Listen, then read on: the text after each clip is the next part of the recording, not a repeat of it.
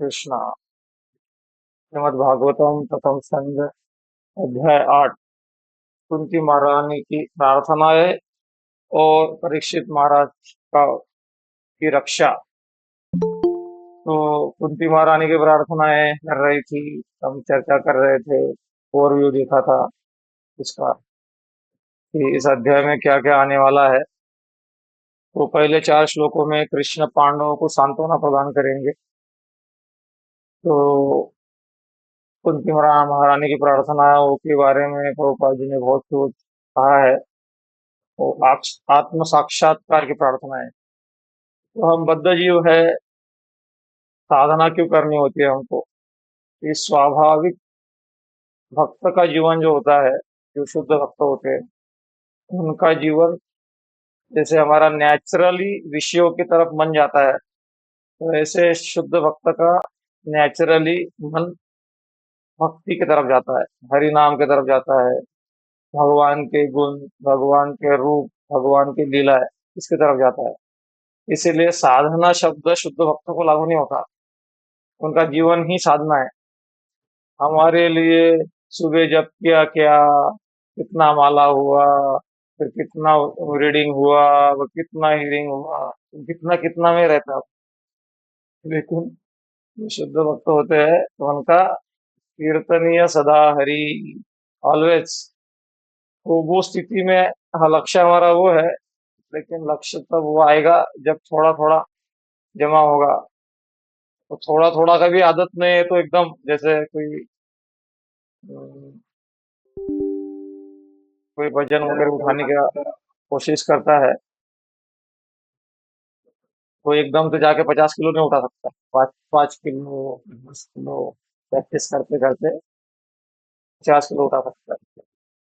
स्वचित्तम समाधातुं न शक्नोषि मयि स्थिरम् अभ्यास योगेन ततो मां विप्राप्तुं धनंजय। अभ्यास करना होगा। तो क्या है, कलयुग में एकाकी अमार नाही पाय बल, हरि नाम संकीर्तन। कलयुग अकेले व्यक्ति को जल्दी पकड़ता है। जब हम अकेले होते हैं, शुद्ध भक्त कभी अकेले नहीं होते, उनके गुरु, उनके भगवान उनके साथ में होते हैं। और हमारे हम भी अकेले नहीं होते, हम अपने भटके हुए मन के साथ में होते हैं। तो और हमारी दुर्गति हो जाती है। इसीलिए एकत्र आकर, कुछ निमित्त बनाकर साधना करना आवश्यक होती है। आपने देखा होगा कि हम भक्तों के संग में जाते हैं, भक्तों के साथ में जब करते हैं, भले ही नींद आ रही है हमको, लेकिन फिर भी जब अच्छा होता है। और जब हम भक्तों के संग में नहीं होते और हमको कोई देख नहीं रहा होता है, तो हमारा जब अलग अलग प्रकार का जब होता है। मोबाइल जब, व्हाट्सएप जब, अम, खिड़की वाला जब, खिड़की में देखना, इधर देखना, सब दुनिया भर का जब चलता है हमारा। कुकिंग जब, एक हाथ से जब करना, एक हाथ से कुकिंग करना, अलग अलग प्रकार का। लेकिन जब हमको कोई देख रहा होता है, गुरुजन देख रहे होते हैं, भक्त देख रहे होते हैं, तो हम ईमानदार भक्त बने रहते हैं। जैसे अभी ऑनलाइन में क्या है, ऑनलाइन में भी डबल रोल वाला भक्ति बहुत चलता है। सबसे पहला काम किया जाता है, वीडियो ऑफ करो। ज्यादा पहले तो ज्वाइन ही नहीं करने का। और ज्वाइन पहले तो ज्वाइन ही नहीं करने का, तो कुछ लोगों को फिर जबरदस्ती की जाती है ज्वाइन करने के लिए। तो फिर वो वीडियो ऑफ करके ज्वाइन करते हैं। तो आप लोगों को नहीं कह रहा हूँ, मैं बता रहा हूँ। कलयुग, कलयुग का इफेक्ट, कलयुग इफेक्ट है ये। हर एक के वायरस, उसा बहुत गहरा वायरस है ये।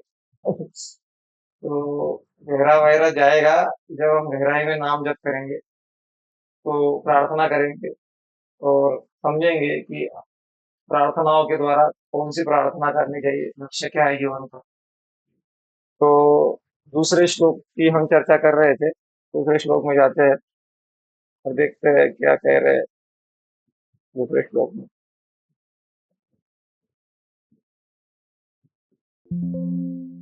ते निनियोदकं सर्वे विलप्य च वृषं पुनः आपृता हरिपादाब्ज रजपूत सरिज्जले।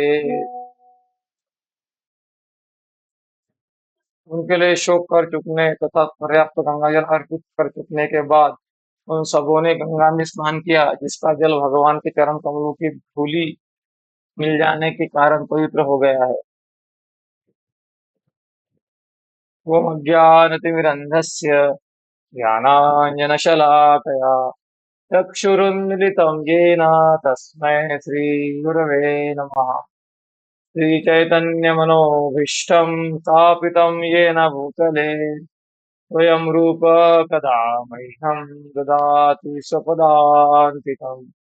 वन्देऽहं श्रीगुरोः श्रीयुतपदकमलं श्रीगुरुन् वैष्णवांश्च श्रीरूपां साग्रजातं सहगणा रघुनाथान्वितं तं सजीवम् साद्वैतं सावधूतं परिजनसहितं कृष्णचैतन्यदेवं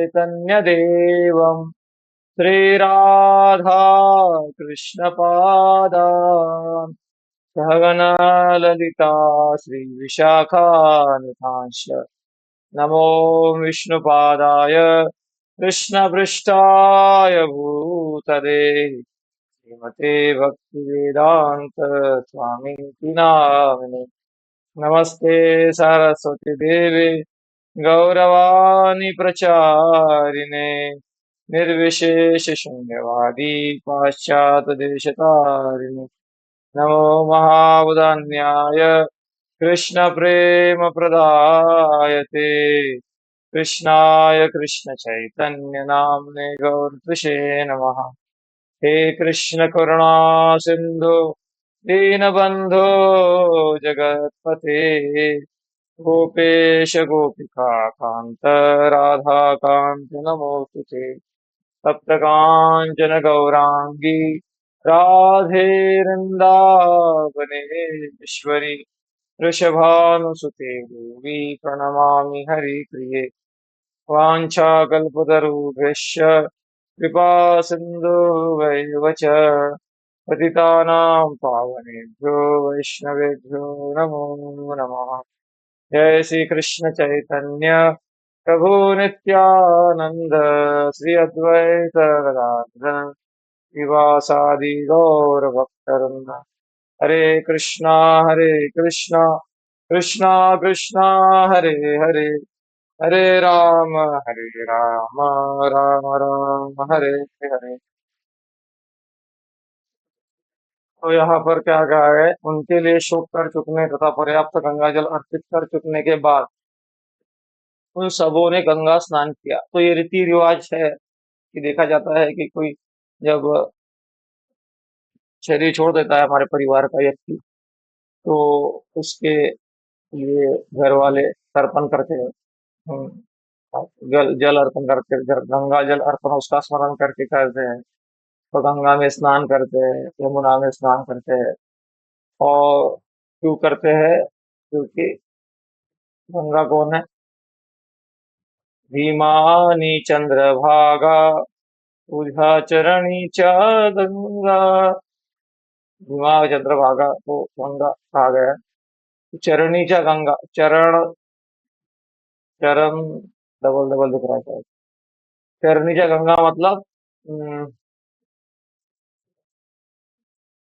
चरण से आता है। कब कैसे चरण से भगवान के आई गंगा, कौन बताएगा? भगवान से चरणों से कैसे गंगा है? जय कुमार जी, आप बताइए, आपको पता होगा शायद। गंगा गंगा नदी का उगम भगवान के चरणों से कैसे हुआ?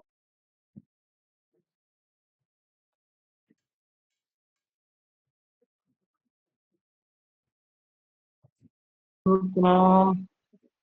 हाँ बोलिए।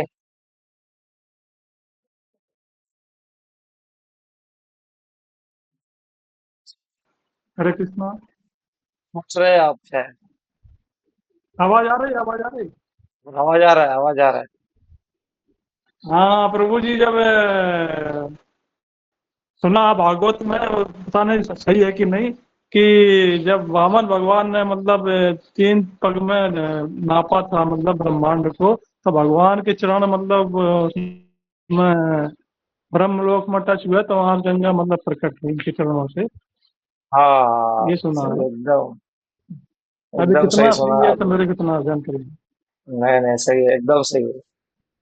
तो क्या हुआ कि बलि महाराज ने 3 पग भूमि दे दिया, तो भगवान ने एक पग में पाताल लोक और एक पग में स्वर्ग लोक, ऊपर के लोगों को गिर गया। तो ऊपर जब चरण जा रहा था, तो विरजा नदी को टच कर दिया भगवान का चरण, और उससे छेद हो गया। उस छेद से जो विरजा नदी का पानी नीचे आया, वही गंगा है। तो भगवान के चरणों को धोते हुए नीचे आया, इसलिए और मंगल पवित्र बन गया। और फिर उसको पहले जो है ब्रह्मा जी ने अपने कमंडलों में धारण किया उसको, और कमंडलों से फिर शिव जी की जटा में आया, और शिव जी की जटा पे फिर धरती धरती में है। तो गंगा का बहुत सारा डिटेल में वर्णन है। गंगा की एक ही धारा नहीं है, एक धारा तो इधर आती है, एक पाताल में जाती है, अनेक धारा है गंगा का। तो वो हमारा विषय नहीं है अभी। तो गंगा भगवान ने, भगवान की योजनाएं हैं। हम पतित जीव है, हमारे आसक्तियों के कारण। सबसे बड़ी आसक्ति तो देह से हमारी आसक्ति है। हम्म, देह जो है, हम अपने आप को मानते हैं भगवान का अंश, भगवान का सेवक नहीं मानते। ये सबसे बड़ा प्रॉब्लम है हमारा। तो भगवान ने व्यवस्था की है, गंगा, तुलसी, भागवत, भक्त, विग्रह, धाम, नाम, इसके रूप से, इसके द्वारा भगवान हमारे जीवन में प्रवेश करते हैं। और इसका अगर हम सही से पान करें, सही से उपयोग करें, सही से व्यवहार करें, आदर भाव के साथ में, तो हमारे को ज्यादा मेहनत नहीं करनी पड़ेगी भगवत धाम जाने के लिए। लेकिन हम आदर श्रद्धा से युक्त होकर इस सारे का उपयोग नहीं कर पाते। कुछ लोग गंगा स्नान करने जाते हैं, और गंगा स्नान में करने के बाद में फिर से आके पाप करते हैं, फिर जाके गंगा स्नान करते हैं। तो इसको परीक्षित महाराज ने कहा, मन्ने कुंजर सोचो। हाथी स्नान करने जाता है, फिर आता है, फिर पाप करता है। तो उसका सोल्यूशन क्या है? उसका सोल्यूशन ये है कि गंगा से पवित्र हो जाओ, लेकिन कथा की गंगा से भी और पवित्र हो जाओ। क्योंकि कथा की तुलना भी गंगा से की गई है। वासुदेव कथा प्रश्न पुरुषां स्त्री न पुनाति ही, वक्तारम पृच्छकम श्रोत्रुम यत्पाद सलिलम यथा। वक्तारम पृच्छकम श्रोत्रुम, जो बोलने वाला है, जो सुनने वाला है, और जो प्रश्न करने वाला है, तीनों ही शुद्ध हो जाते हैं। तो उन लोगों ने जो है तर्पण किया अपने, जो भी रिलेटिव्स मरे थे कुरुक्षेत्र के युद्ध में। अगले श्लोक में बढ़ते हैं हम। क्षमा चक्रवर्ती ठाकुर क्या कहते थे, हम देखते हैं इसमें।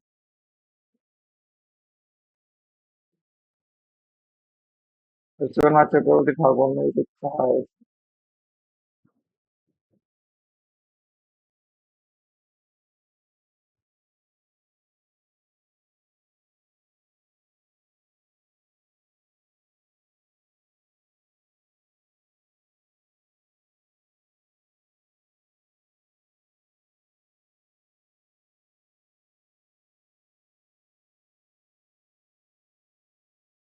ज्यादा नहीं है, तो अगले श्लोक में बढ़ते हैं। लोग दिखाई दे रहा है आपको तीसरा?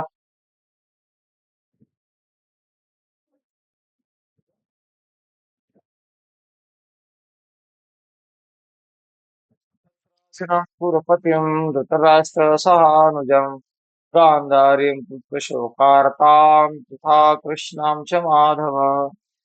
वही कुरुवंशियों के राजा महाराज युधिष्ठिर अपने छोटे भाइयों धृतराष्ट्र, गांधारी, कुंती तथा द्रौपदी सहित बैठ गए।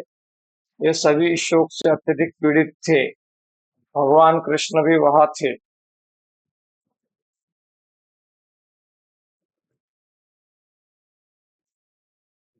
वही कुरुवंश के राजा महाराज युधिष्ठिर अपने छोटी भाई धृतराष्ट्र, गंधारी, कुंती तथा द्रौपदी सहित बैठ गए। वे सभी शोक से अत्यधिक पीड़ित थे। भगवान कृष्ण भी वहां थे। अभी कोई ऑनलाइन में है, पढ़ना चाहता है क्या तात्पर्य हैंड रेस लगी? क्योंकि आप की स्थिति क्या है मुझे पता नहीं। आप पढ़ने के लिए तैयार है कि नहीं पता नहीं। आत्मनिर्भर ध्रुव पढ़ो तात्पर्य।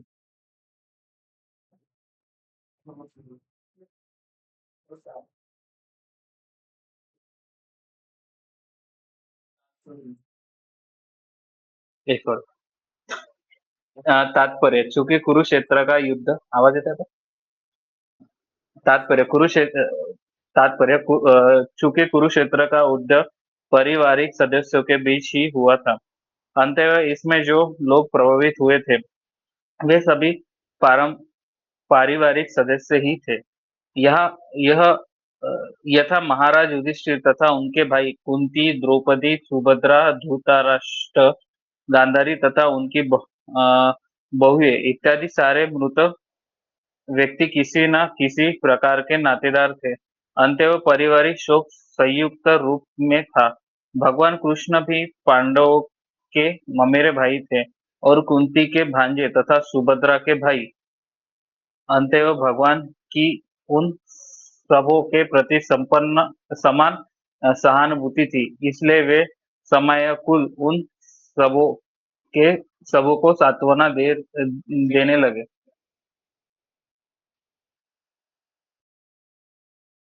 बताओ आप क्या समझ रहे हैं इससे? बताओ। फरोजी, ज्यादा तो कुछ समझ में नहीं आया, बट सभी लोग जो जिनकी युद्ध में ये हो गए उनको सांत्वना दे रहे थे सभी को, ऐसे समझ।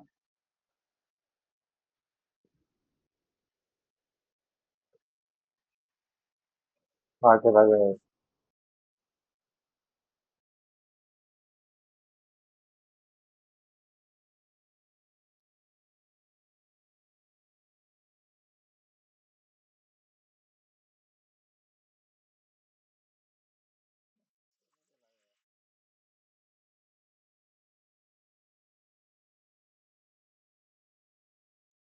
इसमें बता देता है।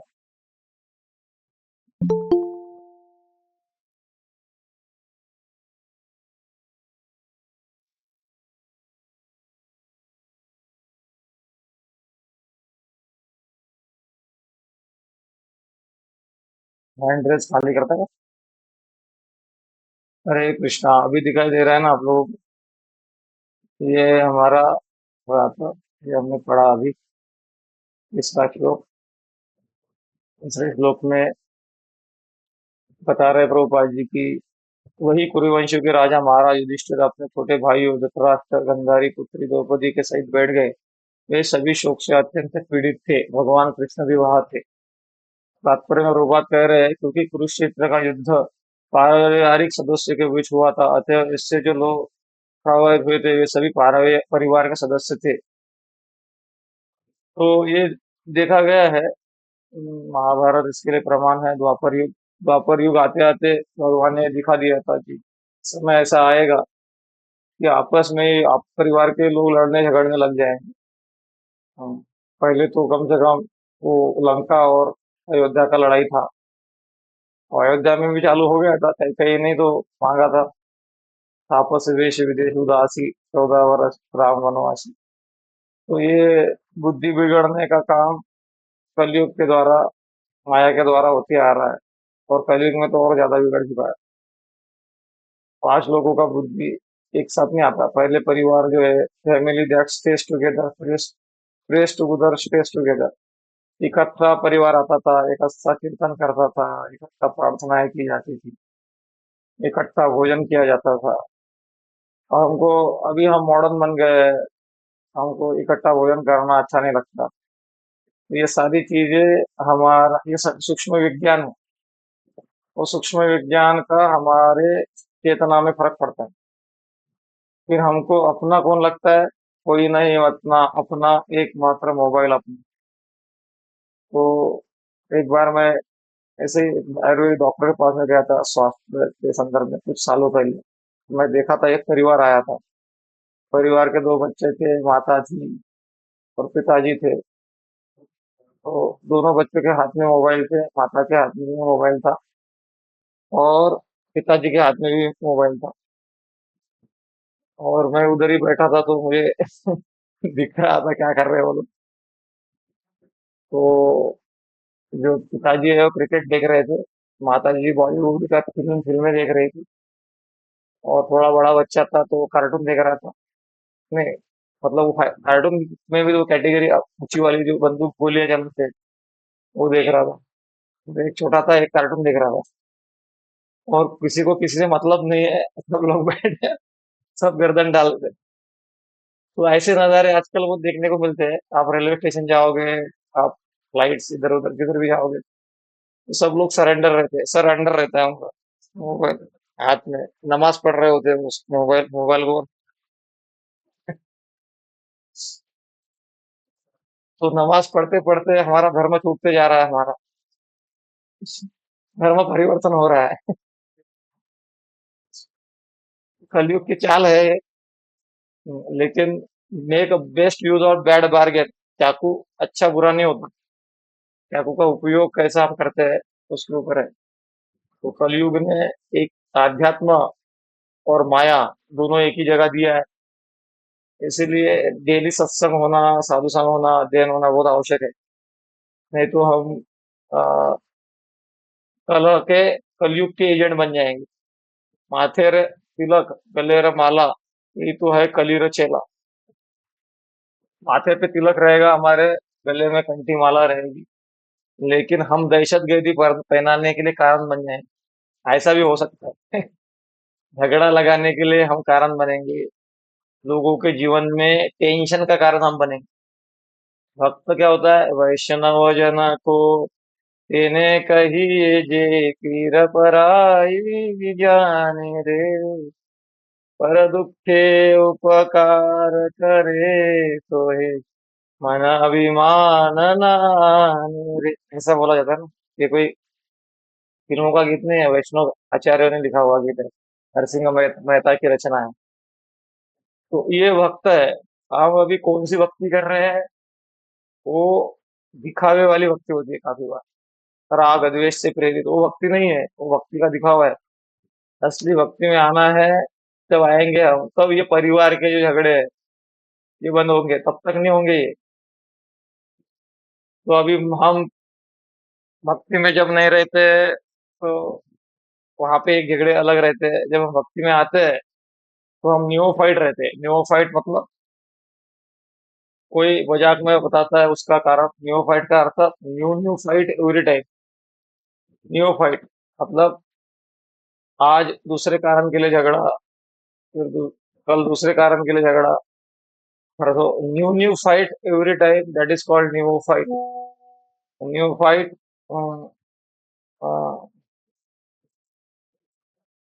न्यू फाइट से बाहर निकलना पड़ेगा और भगवान से प्रार्थना करना पड़ेगा। और उसके लिए शुद्ध भक्ति को और आगे बढ़ेंगे तभी इस कलयुग के विचारों से हम बाहर निकल सकते हैं। जब तक हम स्वार्थ प्रेरित है, कुछ तो स्वार्थ लेके चल रहे हैं, यहाँ तक कि हमको बड़ा प्रचारक बनना है, ये सूक्ष्म वाली बात। अभी तो स्वार्थ अलग अलग संसार का ही स्वार्थ है, लेकिन स्थूल वाली बात, हमको प्रचारक बनना है, हमको लीडर बनना है, हमको ये करना है, लोगों का कल्याण करना है। ये सारा ठीक है, भावना अच्छी है, लेकिन कैसे करना है? आपका घर अपना बांधना है, ये भावना अच्छी है, लेकिन दूसरों का घर तोड़ के नहीं बना। तो समझ रहे हैं? आपका अपना घर बांधना है, ये भावना अच्छी लगेगी किसी को, लेकिन दूसरों का घर तोड़ के नहीं।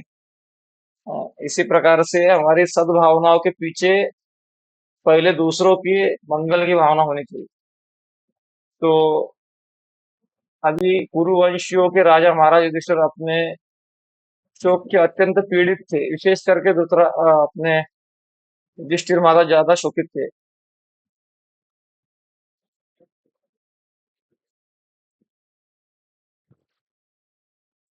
तो भगवान श्री कृष्ण भी थे उधर। तो श्री कृष्ण को भगवान कोई चिंतित नहीं करते, वो सच्चिदानंद विग्रह है। उनको कोई आ, मतलब ये नहीं, टेंशन नहीं है, अरे मर गया चिंता। भगवान को पता है कहाँ गया मर के। जैसे उनके पिताजी, हाँ, उनके पिता उनके पिताजी नहीं, भगवान के गुरु सांदीपनि मुनि, उनके दो पुत्र को वापस लाना। कितने पुत्र थे? दो पुत्र, एक ही पुत्र था शायद। उनके पुत्र को वापस लाना था। भगवान हर जगह चले गए। फाइनली विष्णु ने चुरा के रखा था। भगवान ने कहा, मैंने इसको छुपा के आया था, आपका दर्शन करना था मुझे, इसीलिए मैंने छुपाया था। भगवान वहां से अपने गुरु के पुत्र को लेके आ गए। तो भगवान जो है, सब जानते हैं किधर कौन गया है। उनको टेंशन, रोने धोने की जरूरत नहीं। फिर भी वो अपनी कर्तव्य को निभा रहे। रिलेटिव है तो जाना पड़ता है। इसी प्रकार से हम गृहस्थी में हैं, तो रिलेटिव कोई गुजर गया तो हम ये नहीं बोलना चाहिए, नैनम छिन्दन्ति शस्त्राणि, नैनम दहति पावक, चैनम छिद न शोषयति मारुत। और गृहस्थ है और ब्रह्मचारी है तो उसके लिए थोड़ा सा सिमट जाता है। वो माता पिता और बहुत क्लोज वाले हैं तो उसके लिए हर रिलेटिव क्या है उसको जाने की जरूरत नहीं है। बहुत लंबा वो लिस्ट रहता है, 400-500 लोगों का। तो उसको सारे को अटेंड करने की जरूरत नहीं है ब्रह्मचारी को। वैराग्य का कर्तव्य थोड़ा अलग हो जाता है। और लेकिन यहाँ पर भगवान अपना अब समय दे रहे हैं, उनके साथ में है उस स्थिति में, और सबको सांत्वना दे रहे थे। तात्पर्य में प्रभुपा जी बता रहे हैं, इसलिए वे समय को उन सबों को सांत्वना दे रहे हैं। गीता ने बस सुना रहे उधर, कि नैनम छिन्दन्ति शस्त्र शस्त्राणि नैनम, सांत्वना दे रहे हैं, मतलब जो आवश्यक है उस समय बातें वो बोल रहे हैं। हाँ, उसको अनम्यूट करके उसमें बोलिए क्या प्रश्न है आपका। जो भी प्रश्न रहेंगे उसमें बोलिए, क्योंकि मैंने कान में लगा के रखा, इधर से आधा अधूरा सुनाई देता है मुझे क्या। हाँ, आत्मनिवेदन प्रभु एड्रेस करिए, एड्रेस करिए पहले। हरे हरे कृष्णा प्रभु जी। अभी बोलिए, आत्मनिवेदन प्रभु का कोई प्रश्न है? प्रभु जी, ये श्लोक का थोड़ा सा विस्तार में मीनिंग बता, आपने बताया है, मैं फिर थोड़ा अच्छा रहा। आप सब लोग स्क्रीन देख पा रहे हैं क्या? हाँ, तो ये श्लोक का मीनिंग इधर लिखा है, वही कुरुवंशों के राजा महाराज युधिष्ठिर अपने छोटे भाइयों धृतराष्ट्र, गांधारी, एक मिनट कॉल आ रहा है,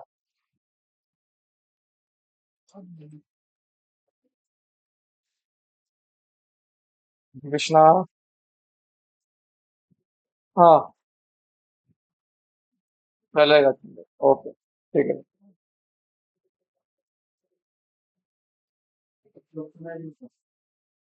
कौन था?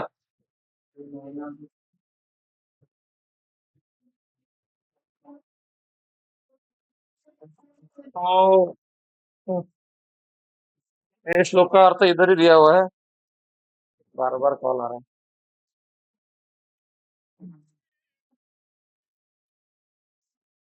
हरे कृष्णा। क्लास मध्ये आहे गुरुजी।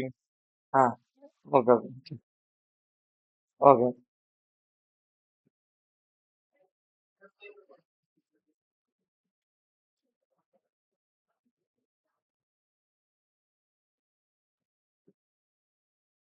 तो यहाँ पर बताया जा रहा था कि यहाँ सांत्वना प्रदान कर रहे हैं, तो बीच में आत्मनिवेदन प्रभु का प्रश्न आया था कि श्लोक का अर्थ समझाइए। तो ये आपके लिए होमवर्क है। प्रभुपाद जी के ग्रंथ जब पढ़ेंगे आप तो उसका उत्तर आपको मिल जाएगा। नैनम छिन्दन्ति शस्त्राणि नैनम दहति पावक चैनम क्लेदयन्त्यापो न शोषयति मारुत। इसका जो है ये भागवत में आने से पहले ये श्लोकों का अर्थ आपको पता हो जाना चाहिए, क्योंकि ये फेमस श्लोक है। हम्म, तो आप होमवर्क करिए और कल जब क्लास में आएंगे तब उसका आपको उत्तर देना है, ठीक है? क्योंकि वो ज्यादा कठिन काम नहीं है। तो श्लोक को ढूंढ लीजिए भगवत गीता में, और कल आना है। अभी नहीं, उत्तर नहीं देना है ज्यादा उत्सुकता में। अभी अभी ध्यान दो आगे आगे क्या हुआ है। अतएव भगवान उन सभी के प्रति महान सहानुभूति थी, इसलिए वे समयाकुल उन सबों को सांत्वना देने लगे। तो हमको जब हमारे जीवन में समस्याएं आती है, हाँ, तो हमारा कोई नहीं होता।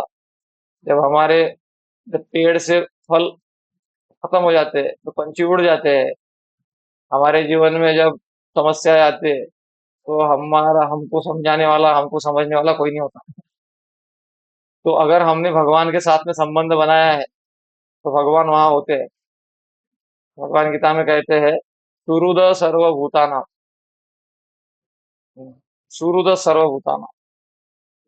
तो आज मैं एक अच्छा श्लोक सुना, नमन्ति फलिनो वृक्षा, नमन्ति गुणिनो जनाः, शुष्क काष्ठश्च मूर्खश्च न नमन्ति कदाचन। तो नमन्ति फलिनो वृक्षा, जो जिस वृक्ष के ऊपर फल होते हैं वो झुक जाता है। वैसे ही जो गुणवान लोग होते हैं, वो जीवन में परिस्थितियां कैसी भी आए, वो झुके रहते हैं। वो अपना आसुरिक प्रवृत्ति प्रभाव हुआ प्रकट नहीं करते। अभी हम क्या है, हम देवता है, अभी फिलहाल सब कुछ ठीक चल रहा है इसलिए।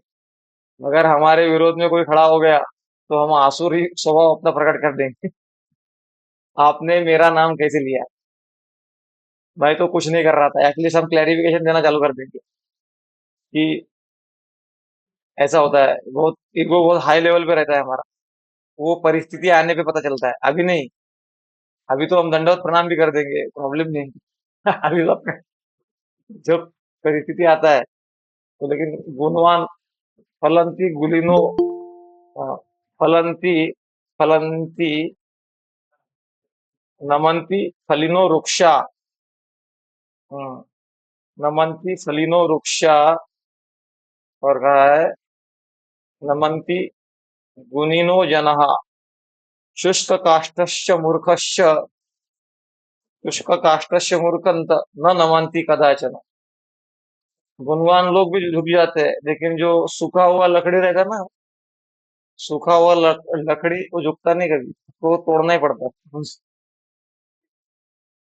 वैसे ही मूर्ख लोग है, शुष्क काष्ठस्य मूर्खस्य। वैसे मूर्ख लोग रहते हैं, उनको हम्म, हम टूट जाएंगे हम, लेकिन झुकेंगे नहीं। ऐसा नहीं है। तो भगवान के हम जब शरणागत होते हैं, भगवान के जब हम संबंध में होते हैं, ये मैं थोड़ा आउट ऑफ कॉन्टेक्स्ट बता दिया था। मुझे ये बताना था कि कठिन परिस्थितियों में भगवान हमारे साथ में रहते हैं। जैसे अभी पांडवों की कठिन परिस्थिति है, शोक शोक मग्न है वो, तो भगवान वहां है उनके साथ में। भगवान उनके साथ में है, और भगवान उनको सहानुभूति दे रहे हैं। वैसे हमारे जीवन में अगर भगवान अंदर से हमको प्रेरित नहीं करेंगे, तो हम डिप्रेशन में चले जाए। लोगों को ये सारी चीजें समझ में नहीं आती, कैसे भक्तगण डिप्रेशन से बच पाते हैं। मतलब भक्त लोग, भक्ति के आधार पर भी डिपेंड करता है वो कैसे हमने कितना सिंसियर भक्ति किया है।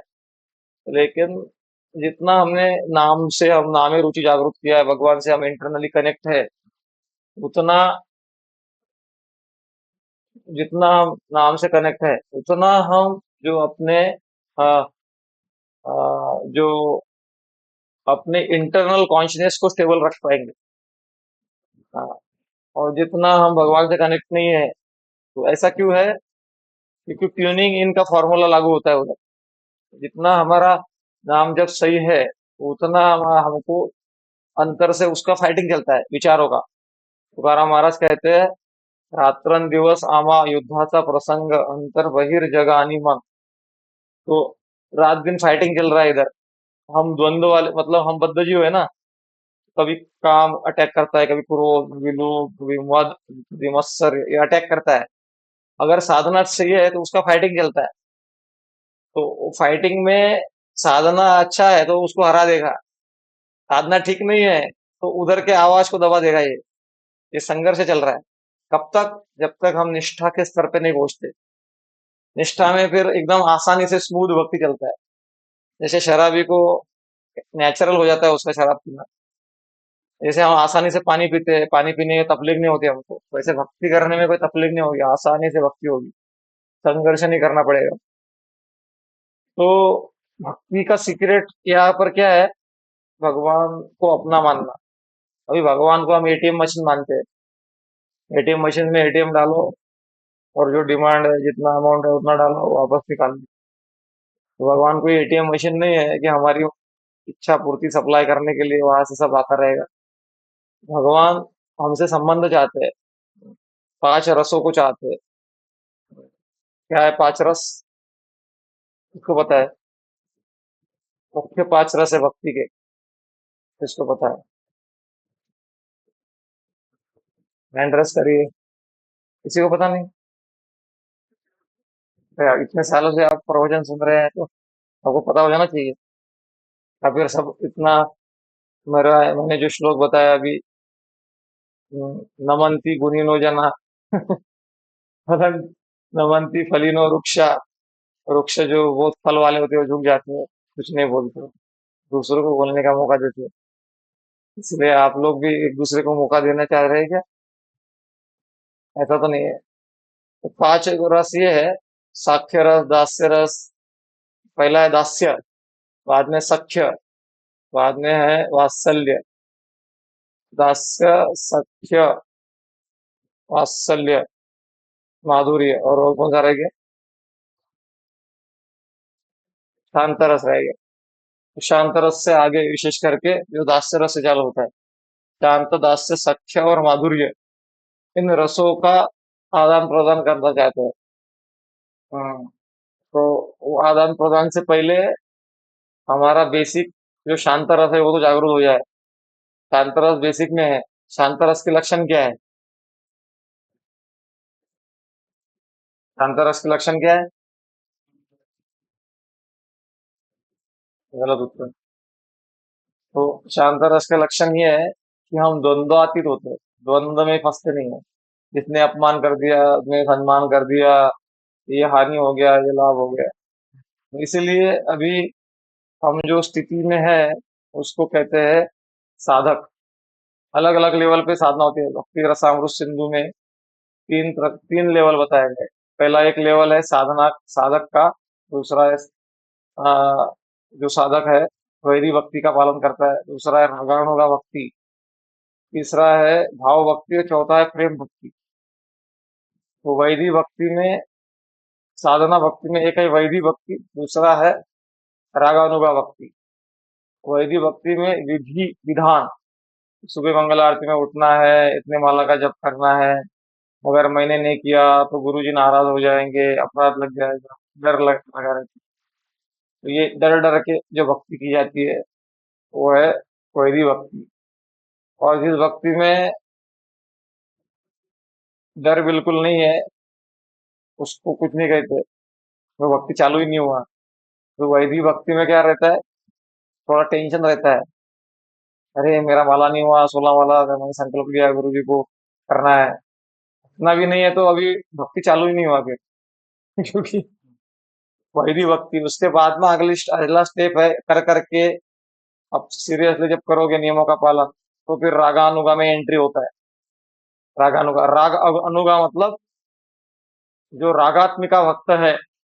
रागात्मिका मतलब जिनके अंदर भगवान कृष्ण के प्रति राग है, यशोदा, नंद, बाल बाल, इनको इनको रागात्मिक भक्त कहते हैं। हम रागात्मिका भक्त नहीं बन सकते, हम उनका अनुगमन कर सकते हैं, उसको रागानुगा कहते हैं। सरल भाषा में समझाया जाए तो, सरल बता देता हूँ आपको। जब आपको अलार्म लगा लगा के उठना पड़ता है मंगल आरती के लिए, तो हो गया वैदिक भक्ति।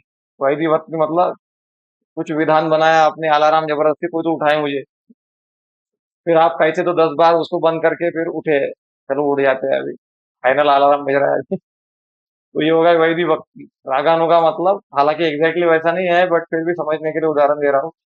रागानुगा मतलब अलार्म आपको लगाने की जरूरत ही नहीं। आपने संकल्प लिया मुझे 2:30 बजे उठना है, आपको 2:30 बजने को 1 मिनट पहले आँख खुल जाएगी। आपको पता है मेरा 3 बजे सेवा है, तो 3 बजे उठ के पहले 2 मिनट पहले आपका आँख खुल जाएगा। यह है रागानुगा। हाँ, आपको पता है आज प्रवचन है, तो आपका स्वाभाविक प्लानिंग चालू हो जाएगा। क्लास अटेंड करना है, क्लास अटेंड करना है, कैसे सेटिंग करना है, कैसे करना है। हो नहीं पाया वो बात अलग है, स्वाभाविक। स्वाभाविक हो जाएगा कि अभी या फिर क्लास का मैसेज नहीं आया, आज मैसेज क्यों नहीं आया, मैसेज क्यों नहीं आया, आज अटेंड ये सारा रागानुगा के लक्षण है, मतलब श्रवण में, कीर्तन में।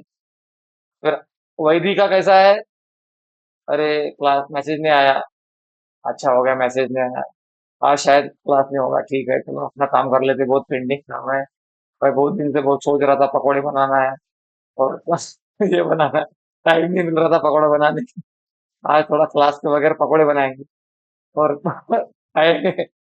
तो उदाहरण बता रहा हूँ मैं। तो वो प्लानिंग दूसरा चालू हो जाता है, उसके लिए फोर्स लगता है, मैसेज आ गया अभी करना पड़ेगा अटेंड। तो ये वैदी वक्त हो गया। और रागानु का मतलब कुछ नहीं है, क्लास में आया है तो कभी कभी हम खुद होके जिज्ञासा करते हैं, लेकिन मैसेज क्यों नहीं आया, तो ये आज क्लास नहीं था क्या। उदाहरण मैं मेरे लिए नहीं बोल रहा हूँ, आप मेरे लिए बोलो नहीं बोलो बाद में, समझने के लिए मैं उदाहरण दे रहा हूँ। तो ये सारे लक्षण परिवर्तन होते हैं। हम रागानु का मतलब क्या है, हम रोज मंगल आरती जा रहे हैं अलार्म सुन सुन के, अभी और मतलब उठ उठ के जा रहे हैं, दूसरे दिन हमको एक दिन किसी ने बोला ये डेली जाना है, डेली क्यों जाना है? या फिर हम ट्रेन में जा रहे हैं और हम मंगल आरती नहीं कर नहीं पाएंगे हम मंगल आरती, तो हमको दुख होगा बहुत कि मैं ट्रेन में हूँ, अभी मैं मंगल आरती नहीं कर पाऊंगा, क्या करूँ क्या करूँ क्या करूँ। सब सो रहे हैं, आप उड़ जाओगे, ट्रेन में उड़ जाओगे, वो साइलेंट मोड में संसार दावा नरवीर लोका, प्रणया कारुण्य गाना। और आपका 16 माला सब सो रहे हैं, उनको उठने के पहले 16 माला हो जाए।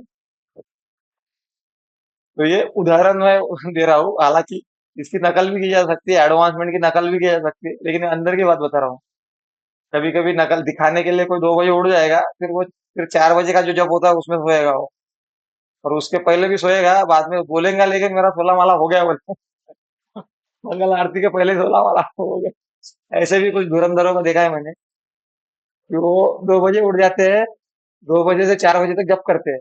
जैसे कितना बजे उठे थे, 2 बजे उठ गया था, 2 बजे उठ के कितना माला किया है, 16 माला हो गया बोलते हैं। फिर ठीक है, फिर अभी 4 साढ़े 4 बजे के बाद भक्तों के साथ में जब कर, भक्तों के साथ में बैठा तो एक भी माला नहीं हो रहा है, उसका सोने का ही काम कर रहा है, दूसरा कुछ नहीं हो रहा है। अब ये क्या हुआ, अब ये क्या हो रहा है, लक्षण कौन से प्रकट हो रहे हैं। मंगल आरती के पहले आपका 16 माला अकेले में हो गया, और इधर सगळे दिग्गज भक्त बैठे हैं। उनके सामने आप सोने का पहला नंबर आ रहा है आपको सोने में, ये कौन सा है। तो इसीलिए नकल नहीं करने का, लेकिन ये हमको पता होना चाहिए कि धीरे धीरे जब हम भक्ति करते हैं तो ऐसे लक्षण हमारे अंदर आएंगे, जेन्यून भक्ति के लक्षण होते हैं ये। तो ये मैं इतना सब भी बता दिया है। चलो ठीक है, प्रैक्टिकल बताना जरूरी था। तो मैं इसलिए बताया कि भगवान से संबंध स्थापित करना है। भगवान वहां है उनको सांत्वना देने के लिए, और दुखी है, शोक मग्न है परिवार पांडवों का, तो भगवान है। वो हमारे साथ, हमारे जीवन में भी कुछ दुख छोटे होते हैं, कुछ दुख बड़े होते हैं। उस बड़े दुखों में भगवान अगर हमारे साथ में नहीं है तो हम बिखर जाएंगे, हम अपने आप को संभाल नहीं पाएंगे। वो अंदर से भगवान ही है जो सामर्थ्य देते हैं बड़े दुखों को संभालने की। ये अपने को समझना चाहिए। तो अगले श्लोक में बढ़ते हैं हम, ठीक है।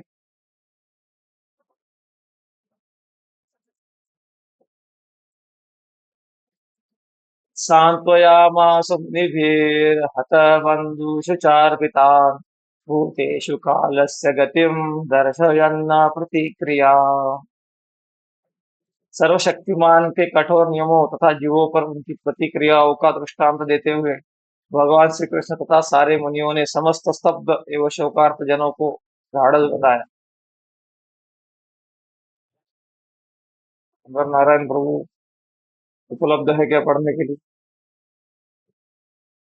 अगर नेट काम कर रहा है तो ठीक पढ़िए। हरे कृष्ण गौरी धर्म प्रणाम।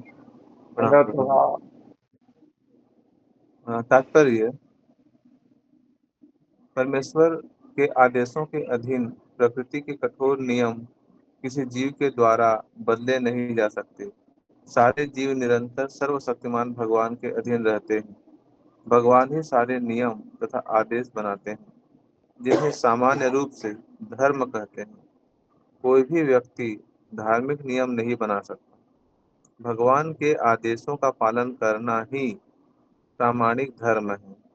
भगवान के ये आदेश भगवत गीता में स्पष्ट रूप से घोषित किए गए हैं।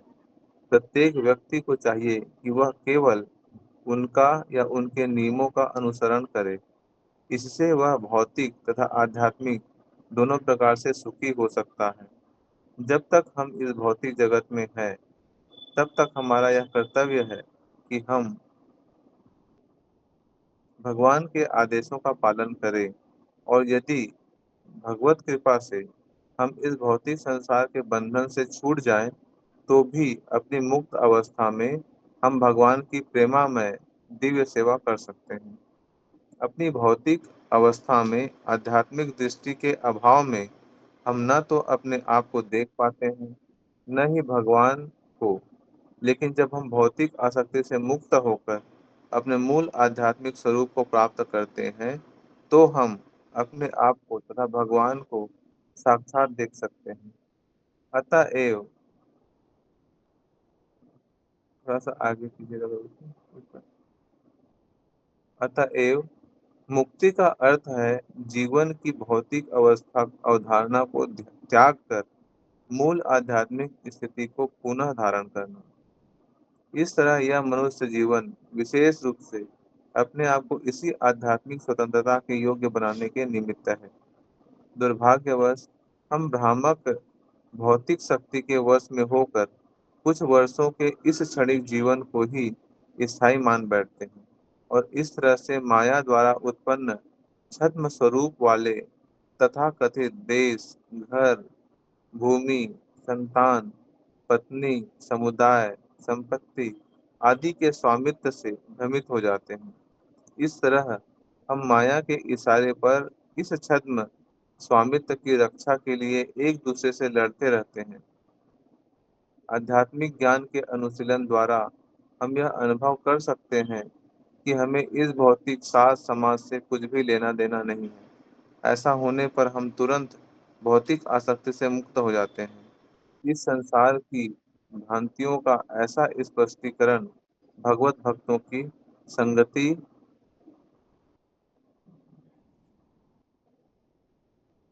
संगति से तुरंत ही होता है, क्योंकि वे मोहग्रस्त हृदय के भीतर दिव्य ध्वनि को प्रविष्ट करने में सक्षम होते हैं, और इस तरह से मनुष्य को समस्त शोक तथा मोह से मुक्त कराने वाले हैं। संक्षेप में यह उन लोगों के लिए सांत्वना है जो जन्म, मृत्यु, जरा तथा व्याधि आदि के रूप में प्रकट होने वाले कठोर नियमों के फलों से प्रभावित होते हैं। युद्ध से पीड़ित कुरु वंश के सदस्य मृत्यु की समस्या से शोकातुर थे, और भगवान ने उनको ज्ञान के आधार पर ढांढस बंधाया। हरे कृष्णा प्रभु जी। हरे कृष्णा। आप कुछ कहना चाहेंगे इसके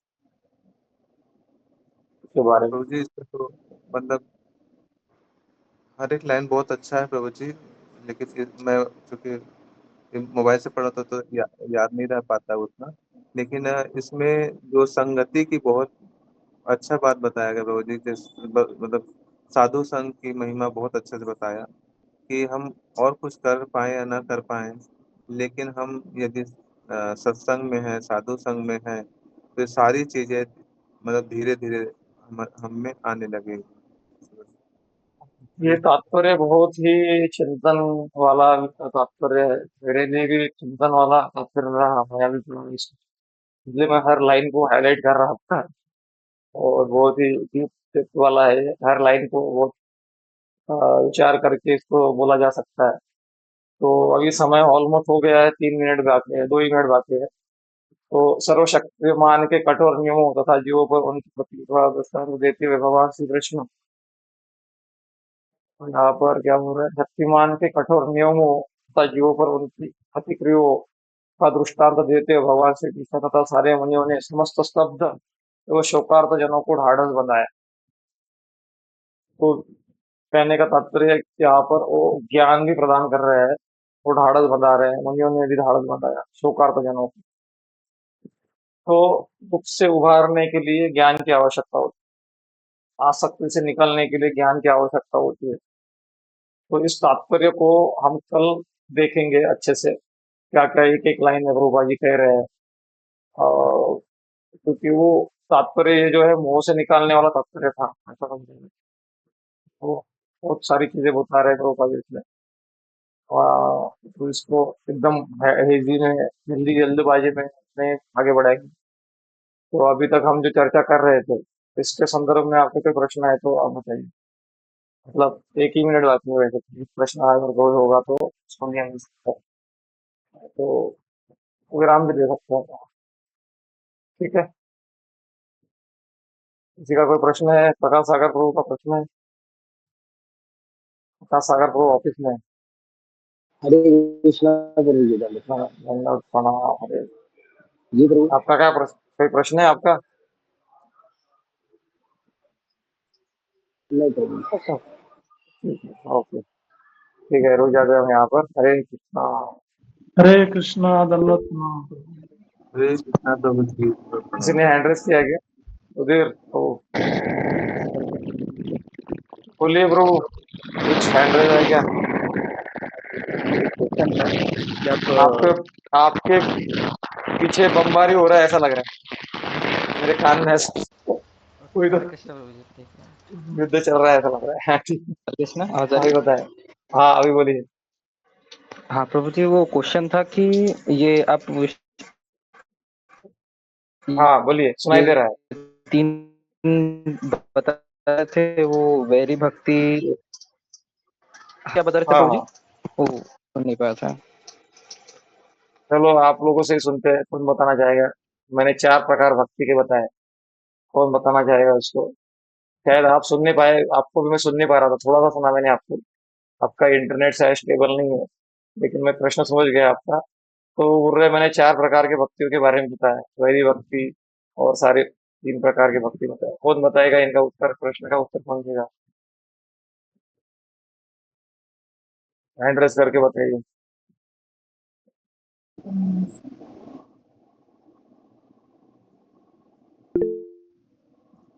नारायण हरे प्रभु ने हैंड रेस प्रभु किया। जी। प्रभु बताइए जी, प्रभु जी। जैसे चार भक्ति है प्रभु जी, साधना भक्ति, साधन भक्ति, वैधि भक्ति, रागानुगा भक्ति और प्रेमा भक्ति प्रभु जी। यही होना चाहिए शायद था प्रभु जी। ठीक है, आपने अच्छा प्रयास किया, 75% सही है आपका लगभग। आ, और ठीक है, तो मैं फिर से रिपीट करा देता हूँ। ये प्रश्न मुझे लगता है कि क्लास के अंत में 4-5 मिनट रख के प्रश्न उत्तर कर लेना चाहिए। आप लोग थोड़ा अलर्ट रहेंगे, और ज्यादा अलर्ट रहेंगे आप लोग, प्रश्न पूछूंगा तो मैंने बताया था साधना भक्ति होती है। साधना भक्ति के अंतर्गत 2 भक्ति आती है। एक भक्ति होती है वैरी भक्ति, एक होती है रागानुगा भक्ति। हम्म, तो साधना भक्ति के अंडर में ही आते हैं। एक एक एरो ऐसा निकाला आपने, एक एक वैदिक भक्ति, एक रागानुगा, दोनों को मिलाकर ही साधना भक्ति बोलते हैं। लेकिन साधना भक्ति जो वैदिक भक्ति है, वो विधि विधानों को जबरदस्ती में फॉलो किया जाता है। गुरु क्या बोलेंगे, अरे अगर मैं मंदिर में उठा नहीं तो प्रसाद नहीं मिलेगा। अरे अटेंडेंस लगाना पड़ता है, फिर ब्रह्मचारियों का अटेंडेंस भी रहता है मंगल आरती में, अटेंडेंस लिखना पड़ता है। पूना में वगैरह तो सब ब्रह्मचारी अटेंडेंस देते हैं उधर, मंगल आरती में अटेंडेंस। नागपुर में थोड़ा कम ब्रह्मचारी है, तो ज्यादा मुक्त उनके लिए थोड़ा फ्रीडम है, लेकिन अटेंडेंस चाहिए। तो वो वैदिक भक्ति हो गया। साधना भक्ति के अंडर में एक वैदिक भक्ति, एक रागानुगा भक्ति। इतना तो समझ में आ गया ना? वैदिक भक्ति को मैंने उदाहरण से समझाया था कि वैदिक मतलब जिसमें जबरदस्ती सपोर्ट लेना पड़ता है अपने, अलाराम का सपोर्ट, ये सपोर्ट, दंड का सपोर्ट। गुरु अभी प्रभु जी डांट देंगे अपने को, ऐसा करेंगे तो डांट का सपोर्ट, या फिर कुछ साम दाम दंड भेद, कुछ तो रहता है उसमें, थोड़ा सा प्रेशर रहता है, नेचुरल नहीं रहता हमारे लिए। और एक मैंने बताया था रागानुगा, उसमें नेचुरली हमारा अटैच आसक्ति रहता है। माला जब भी समय मिले हम माला करना चालू कर देंगे, जब भी समय मिले हम ग्रंथ अध्ययन करेंगे, जब भी समय मिलेंगे प्रचार करेंगे। आ, या फिर कुछ संग नहीं मिल रहा है तो कहाँ सत्संग मिल सकता है मुझे?